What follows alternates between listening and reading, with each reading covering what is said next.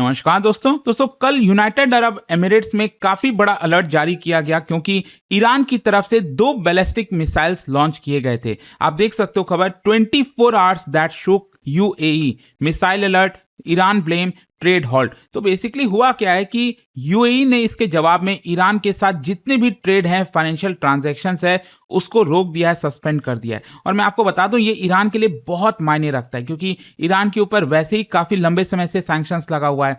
थोड़ी बहुत जो हेल्प होती थी वो यूएई के थ्रू हो जाता था ट्रांजैक्शन, अब उसको भी रोक दिया है। तो इसके मायने क्या हैं, आखिरकार ईरान ने ये लॉन्च क्यों किया, वो सब कुछ मैं आपको बताऊंगा। चलिए आगे बढ़ते हैं, लेकिन उससे पहले आप सबको बता दूं कल लास्ट डेट है स्टडी आई के ऊपर हमारे यूपीएससी बैच को लेने का। अगर आप जीएस फाउंडेशन बैच चाहते हो जिसके अंदर प्रीलिम से लेकर इंटरव्यू तक की पूरी तैयारी आप करें और इसके अंदर आपको मेंटरशिप, टेस्ट सीरीज सब कुछ मिल जाएगा, लिंक कमेंट सेक्शन में दिया हुआ है, वहां पर जाइए, यूज करिए कोड अंकित लाइव मैक्सिमम डिस्काउंट के लिए। अगर आपको कोई भी डाउट है, प्रॉब्लम है बैच को लेकर, ये फोन नंबर भी दिया हुआ है, इस पे कॉल कर सकते हैं, मेरी टीम आपको अच्छे से गाइड कर देगी। चलिए शुरुआत करते हैं। सबसे पहले देखते हैं कि कल एग्जैक्टली हुआ क्या क्या है।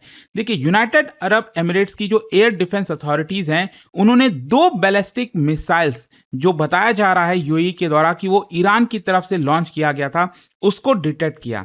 तो बेसिकली इसमें से दो में से एक जो मिसाइल है वो यूएई के टेरिटोरियल वाटर में जाकर गिरा और एक टेरिटोरियल वाटर के बाहर गिरा।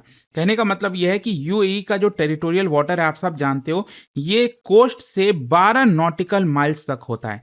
तो ये मान लीजिए अगर मैं कहता हूं कि ये आपका टेरिटोरियल वाटर है, तो जो बैलिस्टिक मिसाइल लॉन्च हुआ था वो एक टेरिटोरियल वाटर के बाहर गिरा था और दूसरा जो है वो टेरिटोरियल वाटर के अंदर गिरा था। हाँ, यहाँ पर किसी भी शहर के ऊपर, किसी भी अर्बन स्पेस में ऐसा कोई डायरेक्टली लॉन्च नहीं किया गया था, लेकिन हाँ, यूएई के असेसमेंट में ये काफी ज्यादा डेंजरस था और ये कहीं ना कहीं जो मैरी टाइम नेविगेशन है, जो ट्रैफिक है, उसकी तरफ डाइवर्ट किया गया था।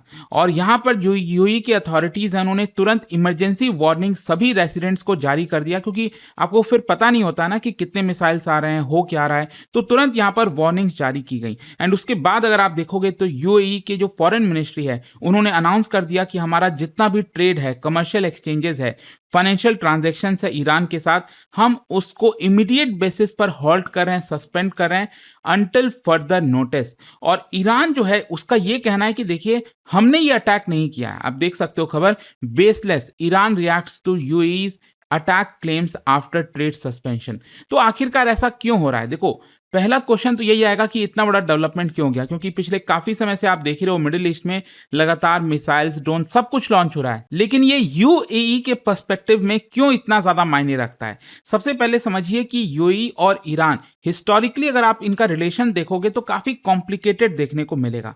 कहने का मतलब ये स्ट्रैटेजिक राइवल्स भी हैं, साथ ही साथ मेजर ट्रेडिंग पार्टनर्स भी हैं, और ज्योग्राफिकली तो आप सब जानती हो अपने पड़ोसी हैं, मतलब नेबर्स हैं आपस में। तो इसी की वजह से काफी बड़ा कॉन्ट्रडिक्शन है कि यूएई की जो सिक्योरिटी है वो यूएस और बाकी के वेस्टर्न पार्टनर्स के साथ है, लेकिन ईरान के साथ ट्रेडिशनली अगर आप देखोगे तो यूएस की मिलिट्री प्रेजेंस और कई चीजों को लेकर ईरान के साथ खतरा बना रहता है। But at the same time specially Dubai के साथ यहाँ पर ईरान जो है वो काफी क्लोज रिलेशन मेंटेन करके चलता है, ताकि उसका जो कमर्शियल हेल्प है और जो भी ट्रांजैक्शंस वगैरह करना है वो यूएई के थ्रू हो सके, दुबई के थ्रू हो सके।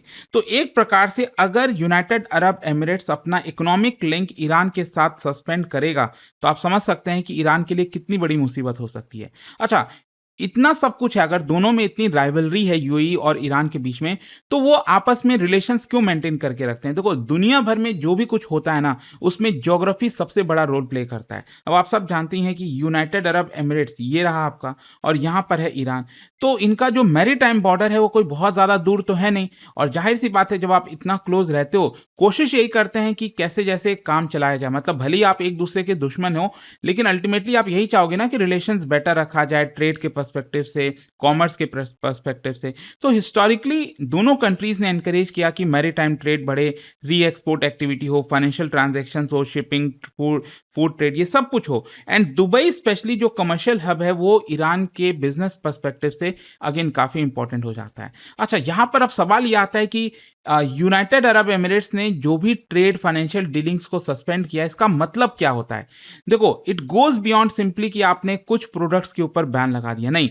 इट्स बेसिकली अगर आप देखोगे तो तीन ब्रॉड कैटेगरीज देखने को मिलेगी। एक तो ट्रेड हो गया, मतलब बताया जा रहा है कि ईरान का कोई भी इंपोर्ट एक्सपोर्ट, मर्चेंडाइज ट्रेड, री एक्सपोर्ट, जितनी भी चीजें हैं वो अब यूएई के थ्रू नहीं हो पाएंगी। फिर इसके अलावा कमर्शियल एक्सचेंजेस, मतलब ये business transactions, logistics, supply chain, इन सबको इंपैक्ट करेगा। लेकिन जो सबसे बड़ा इंपैक्ट आएगा ईरान के ऊपर वो होगा फाइनेंशियल ट्रांजैक्शंस की वजह से, क्योंकि इसकी वजह से banking transactions, payment, transfers, financing, ये सब कुछ इंपैक्ट होंगे।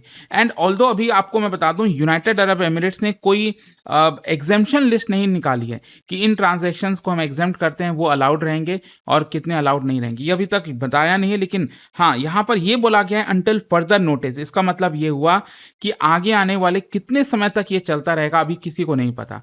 हो सकता है ये वॉर, मतलब ईरान का तो कहना है कि जब तक ट्रंप है हम तब तक वॉर चलाते रहेंगे। तो ये सारी चीजें अभी डेवलपमेंट आपको देखने को मिल रही हैं। अच्छा, सवाल यहाँ पर एक ये भी आता है कि अगर ईरान को इतना बड़ा खतरा है, वो नहीं चाहेगा कि यूनाइटेड अरब एमिरेट्स उसके ऊपर हमला करे या जो भी है, तो ईरान यहाँ पर मैरीटाइम ट्रैफिक के ऊपर क्यों अटैक कर रहा है? देखो, सिंपल सी चीज है, स्ट्रेट ऑफ हॉर्मुज का मामला है यहाँ पर।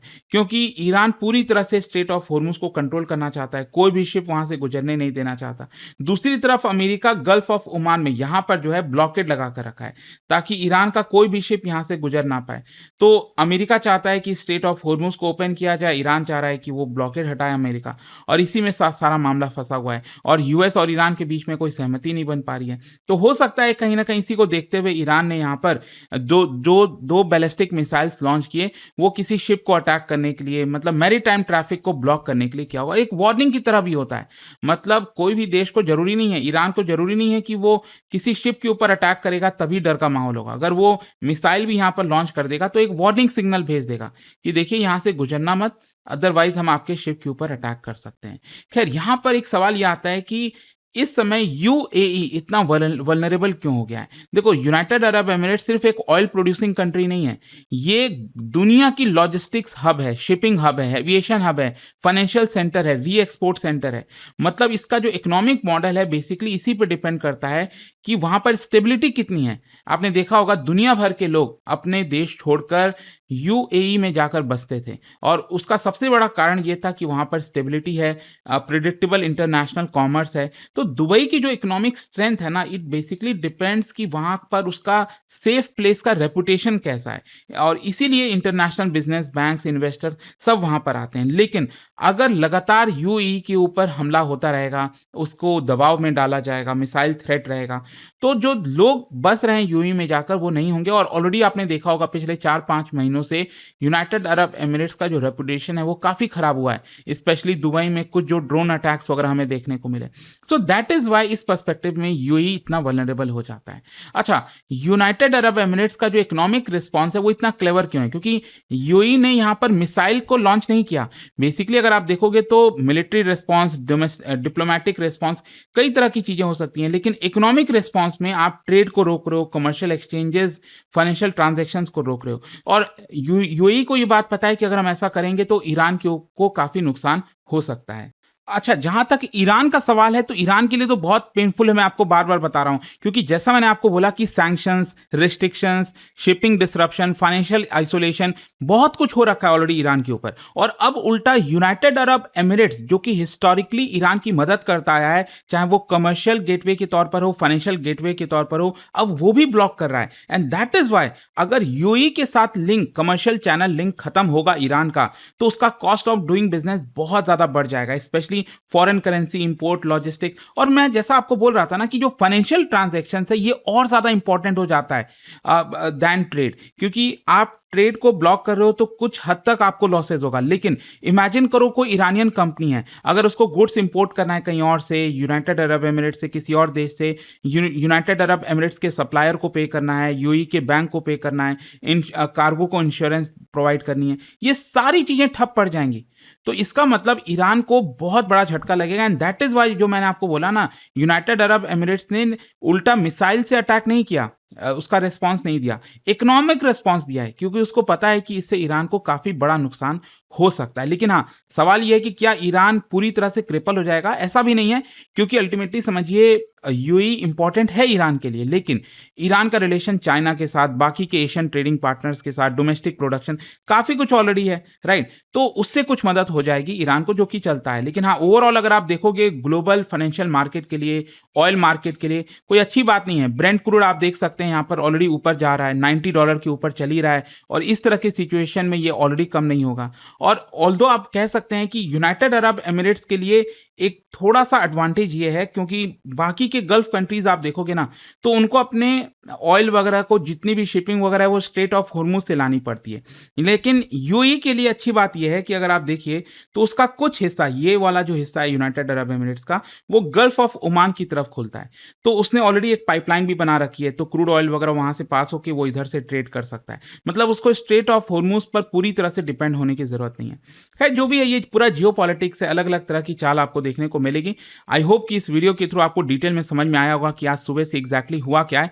जाने से पहले आप सबके लिए एक इंटरेस्टिंग क्वेश्चन, अरेबियन पेनिनसुला में वादी एक शब्द इस्तेमाल होता है, क्या बता सकते हो ये है क्या एग्जैक्टली? व्हाट इज वादी? इसका राइट आंसर आप सब जानते हैं, मेरे इंस्टाग्राम पर तो मिलेगा ही, वहां पर अगर आप नहीं हो कोई बात नहीं, टेलीग्राम से ले सकते हैं इसका सही उत्तर। और दोस्तों जैसा मैंने आपको बताया, अगर आप यूपीएससी की तैयारी कर रहे हैं, कोई भी बैच चाहते हैं, स्टडी आईक्यू पर हमारा जो बैच है दोस्तों, उसमें कल लास्ट डेट है एडमिशन लेने का। मेंटरशिप, टेस्ट सीरीज, रिवीजन सब कुछ आपको मिलेगा। कोई भी डाउट है, प्रॉब्लम है बैच को लेकर, ये फोन नंबर दिया है, इस पर कॉल करिए, यूज करिए कोड अंकित लाइव मैक्सिमम डिस्काउंट के लिए। स्टडी IQ IAS, आपका सिलेक्शन हमारा मिशन।